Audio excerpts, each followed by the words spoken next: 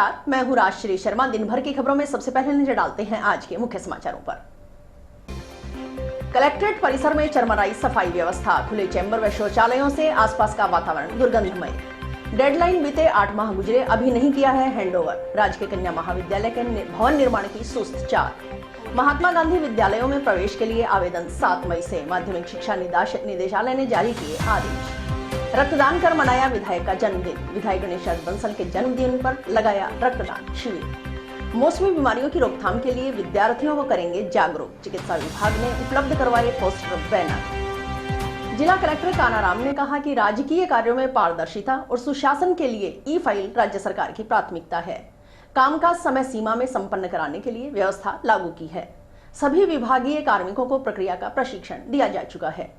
जिला कलेक्ट्रेट कार्यालय में भी ई फाइल से ही संपूर्ण कार्य किए जा रहे हैं। जिले के समस्त कार्मिक भी कार्य ई फाइल से ही संपादित करें। जिला कलेक्ट्रेट सभागार में बुधवार को ई फाइल, राजस्थान संपर्क पोर्टल और जन सुनवाई विषयों पर समीक्षा बैठक हुई। इसमें जिला कलेक्टर ने 30 अप्रैल तक सभी विभागों को पूर्णतया ई फाइल पर आने के सख्त निर्देश दिए। मुख्य सचिव द्वारा इस संबंध में लगातार निगरानी रखी जा रही है, इसलिए किसी भी स्तर पर कोताही बर्दाश्त नहीं होगी। जिला कलेक्टर ने संबंधित अधिकारियों को राजकाज की अपनी आईडी पर लंबित फाइलों को शीघ्र निस्तारित करने के निर्देश दिए। उन्होंने कहा कि इसी आधार पर जिला, उपखंड और ग्राम पंचायत स्तर पर कार्यों की मॉनिटरिंग रही है। उन्होंने कहा कि नई पत्रावलियों अब ई मोड पर खोली जाए, साथ ही पुरानी चालू फाइलों को स्कैन कराकर ही कार्यों में लें। उन्होंने कहा कि ई फाइल होने पर राजकाज मोबाइल ऐप के जरिए भी कहीं से कहीं भी फाइलों को निस्तारित किया जा सकता है। यह प्रक्रिया सुगम और सुविधाजनक है। जिला कलेक्टर ने विभागवार ई फाइल पेंडेंसी और निस्तारण समय की समीक्षा भी की। जिला कलेक्टर ने कहा कि राजस्थान संपर्क पोर्टल प्रकरण निर्धारित समय अवधि में ही पूरी संवेदनशीलता से गुणवत्तापूर्वक निस्तारित किया जाए। शिकायतकर्ता को निस्तारण कार्रवाई के बारे में बताकर संतुष्ट करें, उसके बाद ही प्रकरण बंद करें। यहाँ भी अनावश्यक देरी पर कार्रवाई होगी। विभाग और उपखंड स्तर पर उच्च अधिकारी नियमित प्रकरणों की समीक्षा करें। जिला कलेक्टर ने कहा कि संपर्क पोर्टल पर प्रकरणों को एक दूसरे के पास भेजने की बजाय स्वयं समाधान कराएं। उन्होंने सभी विभागों को इसी माह अधिकांश प्रकरण निस्तारित करने के निर्देश दिए। उन्होंने कहा कि गलत तरह से प्रकरण रिजेक्ट करने वालों पर भी कार्रवाई होगी। उन्होंने जन सुनवाई में प्राप्त प्रकरणों को भी शीघ्र निस्तारित करने के निर्देश दिए। जिला कलेक्टर ने राज्य संपर्क पोर्टल पर दिसंबर 2023 के प्रकरण में लापरवाही बरतने पर सख्त कार्रवाई की है। उन्होंने मुख्य जिला शिक्षा अधिकारी और जिला शिक्षा अधिकारी को 17 सीसी नोटिस जारी करने के निर्देश दिए। उन्होंने कहा कि सभी कार्मिकों को भी लंबित प्रकरणों का समय अवधि में निस्तारण सुनिश्चित करें। अतिरिक्त जिला कलेक्टर उमेदीलाल मीणा ने कहा कि अधिकारी कर्मचारी कार्यालयों में समय पर उपस्थिति सुनिश्चित करें। अब कार्यालय का औचक निरीक्षण किया जाएगा, इसमें देरी से आने वालों पर कार्रवाई होगी। जिला कलेक्ट्रेट परिसर में इन दिनों सफाई व्यवस्था चरमराई हुई है। कलेक्ट्रेट परिसर में जिला कलेक्टर के चैम्बर के पास दिव्यांगजनों के लिए बने रैंप के नीचे खुले चैम्बर व शौचालयों से आसपास का वातावरण दुर्गंधमय हो रहा है।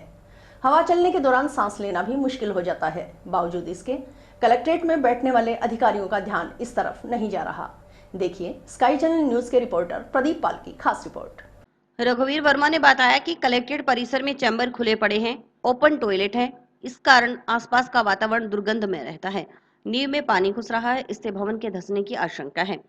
कलेक्ट्रेट परिसर जहां जिले का सबसे बड़ा अधिकारी बैठता है, वहां ऐसे हालात हैं तो शहर के हालात क्या होंगे, इसका अंदाजा सहज लगाया जा सकता है। जिला कलेक्ट्रेट में सफाई व्यवस्था का जनाजा निकला हुआ है। यहाँ पूरे दिन निराश्रित पशु प्लास्टिक और कागज में मुंह मारते रहते हैं। मच्छरों की भरमार है। जब कलेक्ट्रेट परिसर में भी ये हालात हैं तो जिला प्रशासन पूरे शहर की सफाई व्यवस्था को कैसे सुचारू रखवा सकता है, और ये बड़े दुर्भाग्य की बात है। उन्होंने कलेक्टर से मांग की है कि नगर परिषद अधिकारियों को पाबंद कर खुले पड़े चैम्बर को ढकवाया जाए, सफाई व्यवस्था सुचारू करवाई जाए। आप देख रहे हैं ये कलेक्टर ऑफिस के ये सामने वाला कमरा कलेक्टर साहब का है। ये वो स्थिति है। यहाँ से जो विकलांग लोग हैं उनके जाने का ये रास्ता है। उसके नीचे और उसके सामने राजस्व अधिवक्ता चैम्बर्स। ये देखिए ये लगता है कि वर्षों से यहाँ सफाई नहीं हुई। ये आगे आओ आप, मैं दिखाता हूँ। मैं ये चैम्बर खुलने पड़े और इनका पानी ये सारी बिल्डिंग बैठ जाएगी। ये चैम्बर टूटे हुए हैं। ये पैकेट की कलेक्टर साहब के खुद के आदेश की धज्जियां उड़ रही है। कितनी बदबू आ रही है आपको? कलेक्टर साहब ने जो आदेश दिया है स्वच्छता का, सब ये नगर परिषद उनकी कलेक्टेड में नहीं मान रही है, तो कहाँ मानेंगे? तो ये सारी चीजें आपको मैंने दिखाई है। ये ओपन चैम्बर्स पड़े हैं, ओपन टॉयलेट छोड़ रखी है, और ये सीधी कच्ची बना रखी है। ये बिल्डिंग जाएगी, सारा मलबा पड़ा है, इतनी बदबू आ रही है कि वहां तक लोगों को परेशानी होती है, उधर की हवा चलती है। ये जब कलेक्टर ऑफिस की हालत है तो शहर की हालत क्या होगी? जहाँ जिले का सबसे बड़ा अधिकारी जिला कलेक्टर बैठता है, उसकी सफाई व्यवस्था नहीं है, तो नगर परिषद क्या करेगी? क्या कलेक्टर करा लेगा नगर परिषद से, जब अपने ही यहाँ जगह की सफाई नहीं कर सकता है? तो ये दुर्भाग्य है कि ये बिल्डिंग भी जाएगी और ये बड़ा नुकसान करेगी। आपको मैंने दिखाया था खुले जो टॉयलेट है, 70 फुट नीचे तक वो जो इन्होंने बनाया है कच्ची, उसमें डायरेक्ट पानी जा रहा है, तो ये बिल्डिंग सारी बैठ जाएगी। बहुत बड़ा नुकसान हो रहा है। ये कलेक्टर ऑफिस का हो रहा है और कलेक्टर साहब के बैठे रहते हुए हो रहा है। वहीं नूर आलम ने बताया कि कलेक्ट्रेट परिसर में दिव्यांगजनों के लिए बने रैंप के नीचे गंदगी का आलम है। यह हालात तब है जब अस्पतालों में डेंगू, मलेरिया सहित अन्य मौसमी बीमारियों के मरीजों की संख्या में इजाफा हो रहा है। उन्होंने जिला कलेक्टर से मांग की कि यहां एकत्रित कचरे को उठवाया जाए। मैं आपके मार्फत, आपके माध्यम से ये निवेदन करना चाहूँगा कि ये जो जिले का अगर कहा जाए तो पूरा हनुमानगढ़ डिस्ट्रिक्ट का हृदय है, और जहाँ हम अपने खड़े हैं आप देख रहे हैं जो गंदगी का आलम है चारों तरफ फैला हुआ है। तो इससे पूर्व रघुवीर जी ने आपको पूरी बात बताई दी, तो जिम्मेदाराना पूर्वक माननीय कलेक्टर साहब से निवेदन करूंगा कि इसको अपनी जिम्मेदारी समझते हुए इसको तत्काल प्रभाव से इस कचरे को उठवाने की व्यवस्था करें, ताकि ये जो पूरा कलेक्ट्रेट है वो सौंदर्यकरण के रूप में उभर के सामने आए, ताकि आने वाले लोगों को, जो बाहर से लोग आते हैं, उनको अच्छा लगे। इस बारे में एडीएम उमेदीलाल मीणा ने बताया कि कलेक्ट्रेट में ई फाइलिंग का कार्य जोरों पर है। फिजिकल फाइलें जमा कर रहे हैं, साफ सफाई, मरम्मत और पुताई का कार्य चल रहा है। ठेकेदार की ओर से जो कचरा फेंका जाता है वह प्रतिदिन उठाने के निर्देश दिए गए हैं। अगर कचरा नहीं उठाया गया है तो ठेकेदार को पाबंद कर उठवा दिया जाएगा। नहीं, जैसा अब आप लोग भी देख रहे हैं कि कलेक्ट्रेट में भी ई फाइलिंग का काम जोरों पर है, और फिजिकल फाइलें जमा कर रहे हैं, ऑफिस की सफा साफ सुथरा करवा रहे हैं, पुताई का काम भी चल रहा है, मरम्मत का काम भी चल रहा है। तो कुछ ठेकेदार ने कुछ इधर कचरा डाल दिया, वो उठा लेते हैं डेली, लेकिन कचरा दिख रहा है। मौसमी बीमारियों की रोकथाम कैसे की जा सकती है, इसके लिए विद्यालयों में विद्यार्थियों को जागरूक किया जाएगा। चिकित्सा विभाग की ओर से इस संबंध में जानकारी देने के लिए शिक्षा विभाग को पोस्टर, बैनर उपलब्ध करवाए गए हैं। इन पोस्टर बैनर का वितरण जिले के राजकीय विद्यालयों में किया जाएगा। जिला शिक्षा अधिकारी माध्यमिक हंसराज जाजेवाल ने बताया कि मौसमी बीमारियों की रोकथाम व उसके बचाव के उपाय किस तरह से करने चाहिए, इससे संबंधित पोस्टर व बैनर सीएमएचओ ऑफिस से प्राप्त हुए हैं।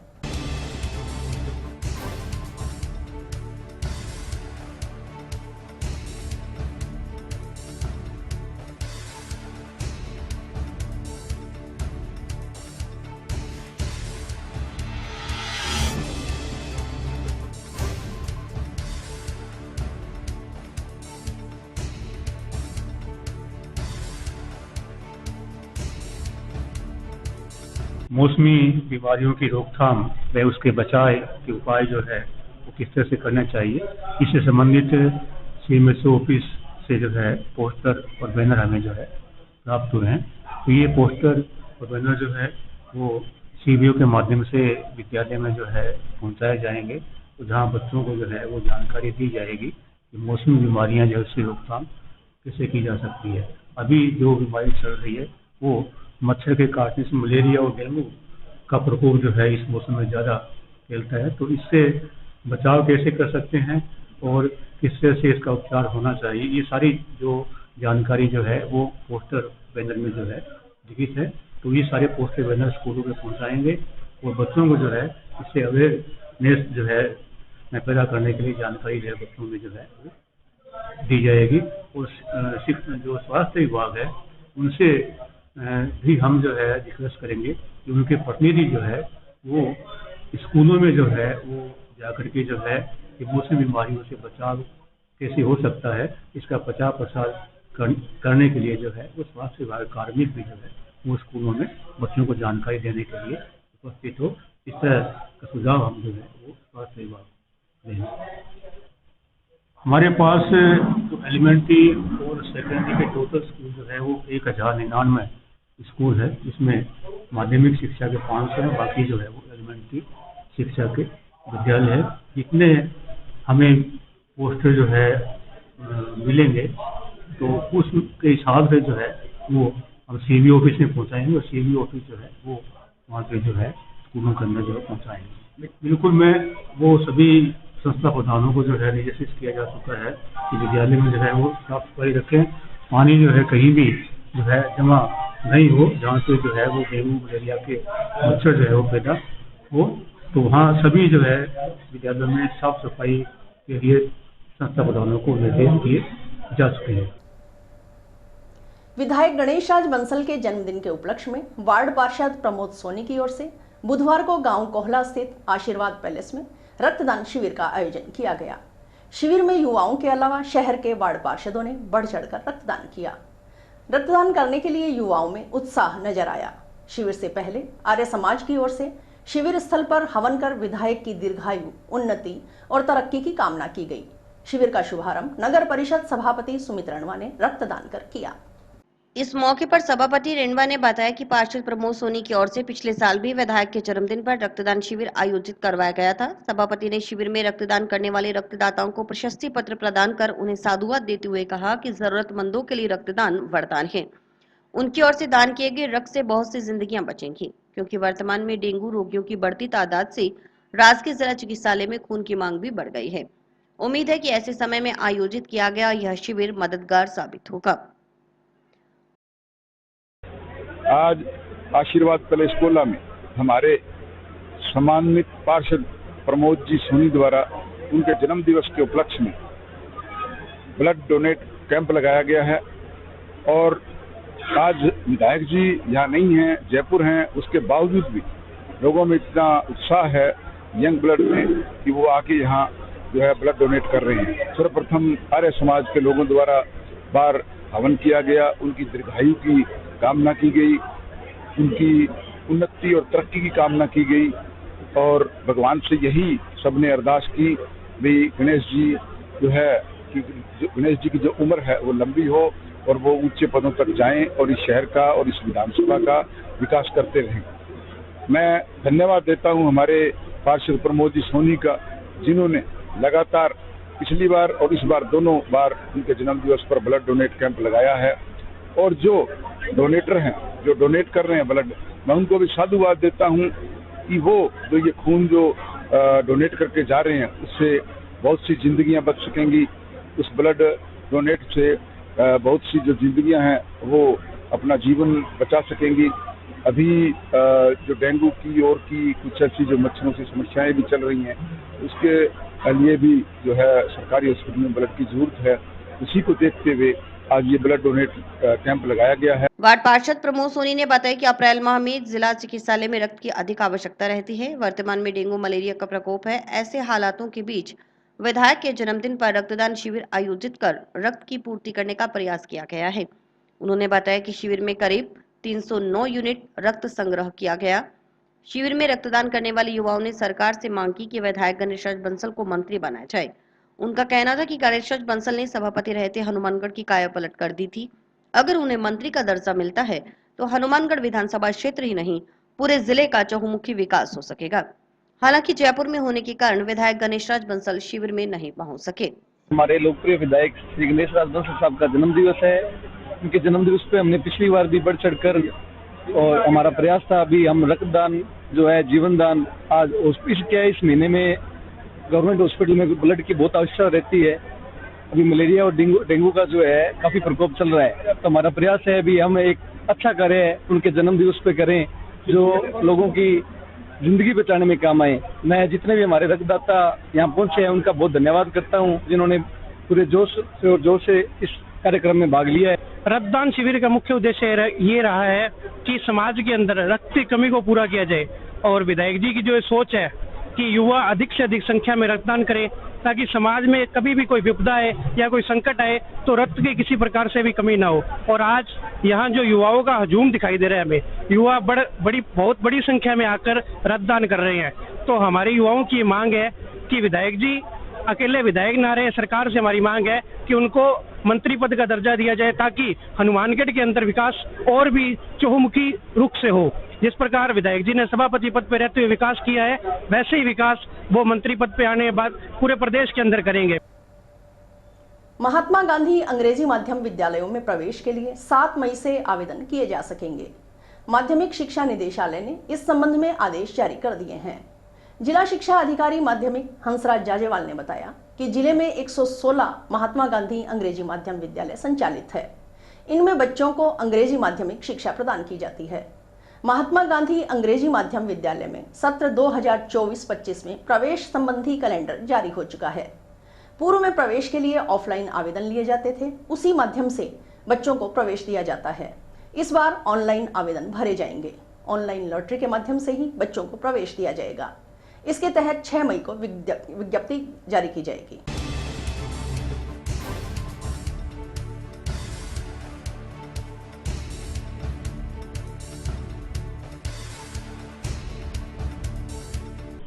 महात्मा गांधी अंग्रेजी माध्यम विद्यालय जिले के अंदर 116 विद्यालय जो है संचालित है, जिसमें अंग्रेजी माध्यम में शिक्षा बच्चों को प्रदान की जाती है।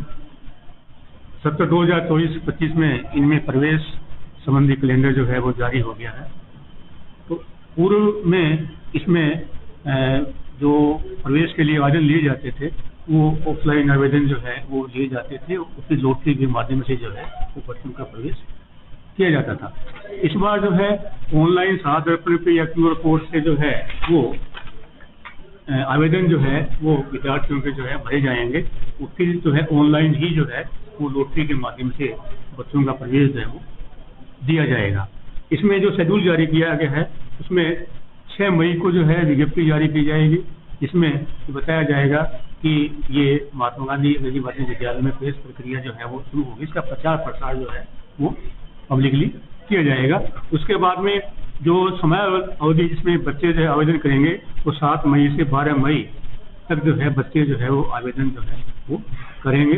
और उसके बाद जो आवेदन जो आए हैं वो आवेदनों को जो है संस्था प्रधान जो है वो 13 मई को जो है सूची जो है नोटिस बोर्ड पर फैसला करेगा कि हमारे पास इतने आवेदन जो है वो आए हैं। और उसके बाद में 14 मई को जो है वो लॉटरी से जो है वो बच्चों का प्रवेश जो है वो दिए जाएगा, क्योंकि प्रत्येक क्लास के अंदर जो है वो बच्चों की जो संख्या जो है वो निर्धारित होती है। उससे ज़्यादा जब आवेदन आते हैं तो लॉटरी से इनको प्रवेश दिया जाता है और मिनिमम होती है, जितने बच्चों ने आवेदन किया है उतने बच्चों का प्रवेश जो है वो दिया जाता है। लॉटरी के बाद में जो प्रवेश प्रक्रिया जो है वो 16 मई जो है वो प्रवेश दे दी जाएगा। तो 1 जुलाई से जो है नया सत्र जो है वो शुरू हो जाएगा। विधिवत अध्ययन जो है वो 1 जुलाई से महात्मा गांधी अंग्रेजी माध्यम विद्यालय में शुरू हो जाएगा। जंक्शन में अबोहर श्री गंगानगर बाईपास पर निर्माणाधीन राजकीय कन्या महाविद्यालय के भवन निर्माण की सुस्त चाल से अभी तक भवन हैंडओवर नहीं किया गया है। भवन हैंडओवर करने की डेडलाइन बीते 8 माह से अधिक का समय हो चुका है। महाविद्यालय में नया सेशन शुरू होने वाला है, लेकिन अभी तक भवन का निर्माण कार्य पूर्ण नहीं हुआ है। भवन का निर्माण सार्वजनिक निर्माण विभाग की ओर से करवाया जा रहा है। निर्माण कार्य में देरी पर पूर्व में कंस्ट्रक्शन कंपनी पर 2 लाख रुपए का जुर्माना लग चुका है। देखिए स्काई चैनल न्यूज के रिपोर्टर प्रदीप पाल की खास रिपोर्ट। महाविद्यालय प्रशासन लगातार सार्वजनिक निर्माण विभाग के अधिकारियों के संपर्क में है ताकि नया सेशन शुरू होने से पहले भवन को हैंडओवर किया जा सके। वर्तमान में राजकीय कन्या महाविद्यालय अस्थायी भवन में संचालित है। अस्थायी भवन की जगह कम होने के कारण सही तरीके से कक्षाएं नहीं लग रही। खेल ग्राउंड, लैब आदि की सुविधा भी छात्राओं को नहीं मिल रही। राजकीय कन्या महाविद्यालय के प्राचार्य डॉक्टर मोहन गोस्वामी ने बताया कि लगातार बातचीत व पत्र व्यवहार किया जा रहा है। जैसे ही भवन का निर्माण कार्य पूर्ण हो जाएगा, महाविद्यालय को अस्थायी भवन से अपने नए भवन में शिफ्ट कर दिया जाएगा। उन्होंने बताया कि महाविद्यालय में बाउंड्री वॉल भी स्वीकृत नहीं है। इसके लिए जिला कलेक्टर व विभाग से पत्र व्यवहार कर बाउंड्री वॉल स्वीकृत करवाने के प्रयास किए जा रहे हैं ताकि यह भवन ज्यादा उपयोगी साबित हो। महाविद्यालय का स्तर भी स्नातकोत्तर हो गया है। प्राचार्य डॉक्टर गोस्वामी ने बताया कि भवन हैंडओवर करने के लिए लगातार अधिकारियों से बातचीत चल रही है, परंतु अभी तक निर्माण कार्य पूर्ण नहीं हो पाया है। कार्य पूर्ण करने में कई तरह की व्यवहारिक समस्याएं आ रही हैं। सीढ़ियों पर पत्थर लगाने का कार्य शेष है, बिजली का कार्य किया जाना है, पानी का कनेक्शन भी नहीं हुआ। इस तरह की छोटी मोटी कमियां रही हैं। भवन का निर्माण कार्य पूर्ण होने संबंधी पीडब्ल्यूडी से पत्र मिलने के बाद निर्माण समिति निरीक्षण करेगी। कमी नहीं पाई जाती है तो महाविद्यालय भवन का लोकार्पण किया जाएगा। उन्होंने बताया कि महाविद्यालय जिस अस्थायी भवन में चल रहा है वह काफी छोटा है, इससे कक्षाओं का संचालन करना मुश्किल हो रहा है। करीब 20 जून से नया सेशन शुरू हो जाएगा। इससे पहले प्रवेश प्रक्रिया भी आरंभ हो जाएगी। 1 जुलाई से कक्षाएं शुरू होगी। प्रयास है कि नया सेशन शुरू होने से पहले नया भवन हैंडओवर होकर लोकार्पण कर दिया जाए। उम्मीद है कि जल्द नया भवन हैंडओवर हो जाएगा। राज्य कन्या महाविद्यालय की स्थापना 2019 में हुई और इसके भवन निर्माण के लिए 6 करोड़ रुपए स्वीकृत हुए 2 किस्तों में, 1 करोड़ पहले और 5 करोड़ बाद में। इसका निर्माण कार्य टेंडर के अनुसार 1 जुलाई 2023 को पूर्ण होना था और ये निर्माण कार्य जो है पीडब्ल्यूडी द्वारा करवाया जा रहा है। हम लगातार उनके संपर्क में हैं, परंतु किन्हीं कारणवश अभी ये कंप्लीट नहीं हो पाया है। हम लगातार बातचीत और पत्र व्यवहार कर रहे हैं। जैसे ही कंप्लीट होगा उसको हम अस्थायी भवन से स्थायी भवन में शिफ्ट हो जाएंगे, तो महाविद्यालय के लिए भी और विद्यार्थियों के लिए भी इसके लिए सुविधा रहेगी। एक उसमें और कमी महसूस हो रही है हमें, उसमें बाउंड्री वॉल स्वीकृत नहीं है। इसके लिए भी हम जिला कलेक्टर से और हमारे विभाग से पत्र व्यवहार कर रहे हैं, मिल रहे हैं, प्रयास कर रहे हैं कि इसकी बाउंड्री वॉल स्वीकृत हो ताकि ये भवन ज़्यादा उपयोगी साबित हो। ये महाविद्यालय खुलने से ये राजकीय कन्या महाविद्यालय हनुमानगढ़ जिले का पहला कन्या महाविद्यालय है, सरकारी कन्या महाविद्यालय है। इसके खुलने से विद्यार्थियों को आसपास के बहुत सुविधा रहेगी। इसमें पहले इसमें BA स्वीकृत था, BSc भी स्वीकृत हो गई है और उसमें MA भी 3 विषयों में है, हिंदी, साहित्य, राजनीति विज्ञान और भूगोल। भूगोल राजकीय स्तर पर है। इस कॉलेज का स्तर भी PG का हो गया है, यानी स्नातकोत्तर स्तर का है।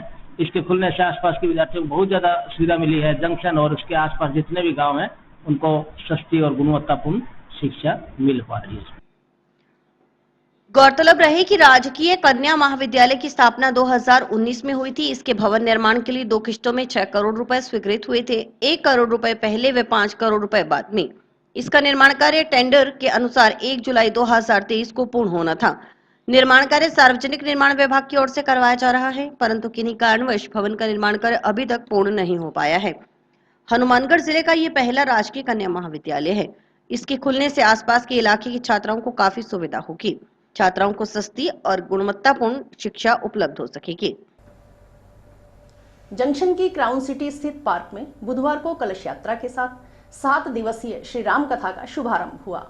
हंसराज शर्मा की ओर से अपने पौत्र के जन्मदिन के उपलक्ष्य में श्री राम कथा का आयोजन करवाया जा रहा है। 24 अप्रैल से 30 अप्रैल तक श्री राम कथा रोजाना शाम 4 बजे से 7 बजे तक होगी।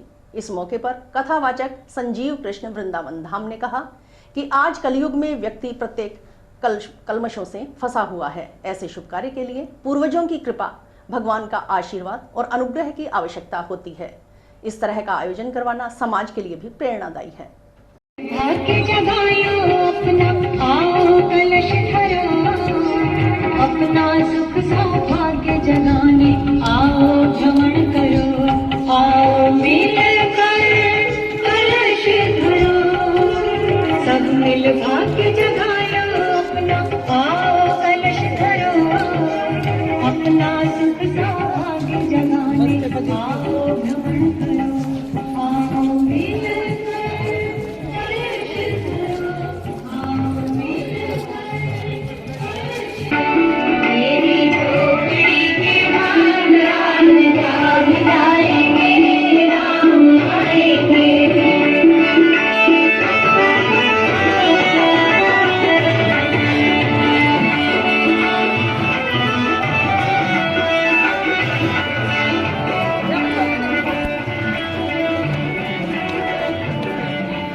आज आपके हनुमानगढ़ शहर के क्राउन सिटी के अंतर्गत आज से 24 तारीख से श्री राम कथा का भव्य आयोजन होने जा रहा है, जिसकी अभी कलश यात्रा शुभारंभ हुई है।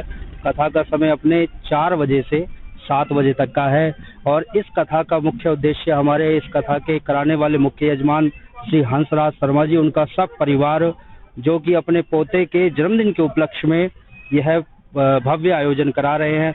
मैं उनको बहुत साधुवाद दूंगा और आशीर्वाद दूंगा जो ऐसा विचार उनके मन में आया, क्योंकि व्यक्ति संसार में कलयुग के अंदर प्रत्येक कलमशों में फंसा हुआ है। ऐसे शुभ कार्य करने के लिए पूर्वजों की कृपा, भगवान का आशीर्वाद और अनुग्रह की आवश्यकता होती है। तो मुझे लगता है उनके पूरे परिवार पर भगवान की विशेष कृपा है जो उन्होंने मन में ऐसा विचार आया कि अपने पोते के जन्म दिवस पर यह 7 दिवसीय श्री राम कथा का उनके मन में आयोजन। बिल्कुल यह समाज के लिए प्रेरणा है, क्योंकि ऐसा शुभ अवसर और ऐसा शुभ कार्य जो हमेशा यादगार बना रहे और ये केवल इस लोक नहीं परलोक को भी सुधार रहा है।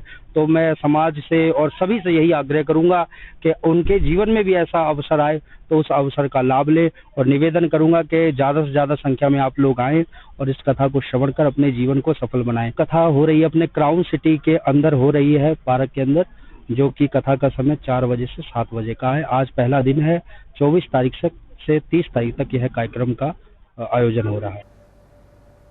हनुमानगढ़ के जंक्शन और टाउन थाना क्षेत्र में 2 युवकों की नशे के ओवरडोज से मौत हो गई। जंक्शन थाने में परिजनों ने किसी भी प्रकार की कार्रवाई न करवाने की बात कही है। वहीं दूसरे मामले में टाउन थाने में पुलिस ने मर्ग दर्ज कर शव का पोस्टमार्टम करवा शव परिजनों को सुपुर्द कर दिया। जंक्शन थाना क्षेत्र की रेलवे कॉलोनी में खंडर पड़े मकान में मंगलवार देर रात युवक का शव बरामद हुआ। प्रथम दृष्टया नशे की ओवरडोज से मौत होना सामने आया है। मौके पर पहुंची जंक्शन पुलिस ने शव को जिला अस्पताल की मॉर्चरी में रखवाया। मृतक की पहचान कर उसके परिजनों को सूचित किया गया। बुधवार सुबह जंक्शन थाना में पहुंचे मृतक के चाचा नरेश कुमार मेघवाल ने पुलिस से कोई कार्रवाई न करने की मांग करते हुए शव सौंपने की मांग की।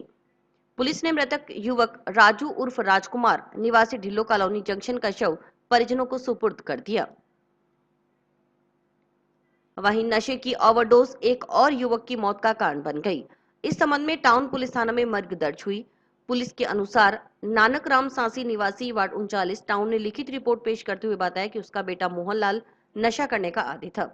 सोमवार रात को नशे की ओवरडोज से उसकी मौत हो गई। उसका शव बिश्नोई धर्मशाला के पीछे स्थित हनुमान मंदिर के पास मिला। पुलिस ने मृतक मोहनलाल का शव पोस्टमार्टम करवा परिजनों को सौंप दिया। जांच एएसआई दलीप सिंह कर रहे हैं। उधार दिए पैसे मांगने पर एक व्यक्ति पर आधा दर्जन लोगों ने जानलेवा हमला कर दिया। आरोपियों ने पहले ट्रक से पीड़ित की कार में जोरदार टक्कर मारी, बाद में उसे बाहर निकालकर मारपीट कर दी। पूरी वारदात सीसीटीवी कैमरे में कैद हो गई। पीड़ित की रिपोर्ट पर रावतसर पुलिस ने आधा दर्जन लोगों के खिलाफ हत्या के प्रयास का नामजद मामला दर्ज किया है। घटना हनुमानगढ़ की रावतसर धान मंडी में रविवार देर रात हुई। खबर से पहले आपको दिखाते हैं घटनाक्रम का सीसीटीवी में कैद वीडियो।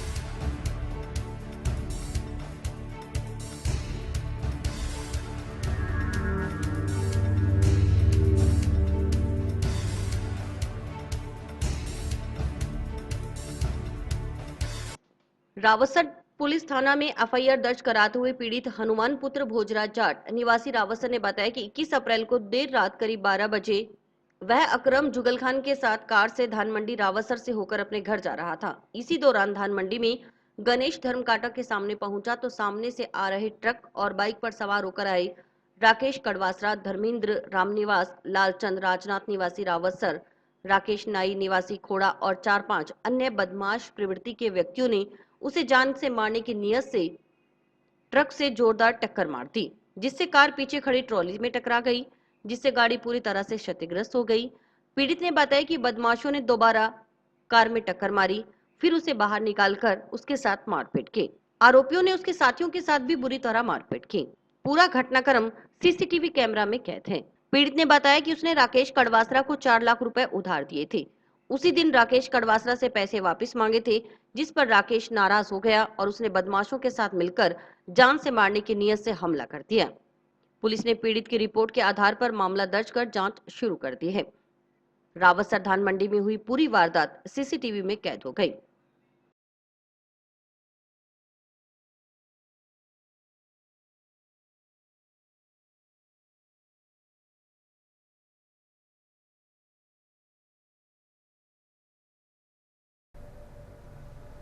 और अब खबर नौहर क्षेत्र से। यहां श्री खाटू श्याम जी में नौहर सेवा सदन का भवन का शिलान्यास बुधवार को विधिवत रूप से हुआ। शिलान्यास समारोह में उपस्थित अतिथियों ने विधिवत पूजा अर्चना के साथ भवन की नींव रखी।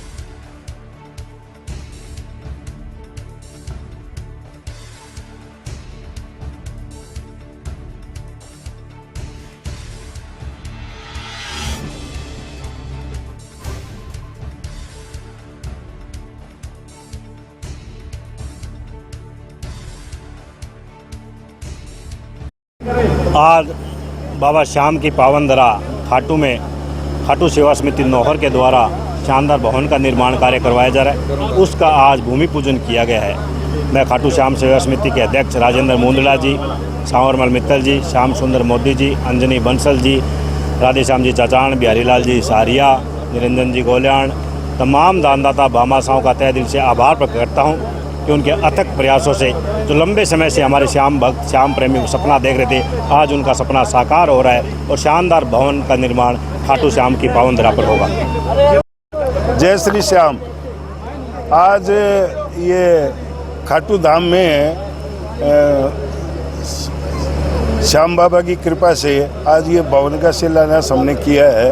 हम लोग सब ने मिलकर नौर के वासी और प्रवासी पूरा योगदान दे रहे हैं और जो गर्व हमारे को सालासर में महसूस हुआ था, पिछले साल हमने शिलान्यास किया था, आज उससे दुगना गर्व हमारे को महसूस हो रहा है यहाँ। और सभी श्याम प्रेमियों का बहुत बहुत आभार प्रकट करते हैं। जो वासी और प्रवासी यहाँ आए हैं उनका मैं आभार व्यक्त करता हूँ। और इसी के साथ समाचार समाप्त हुए। रोजाना देखते रहिए समाचार। नमस्कार।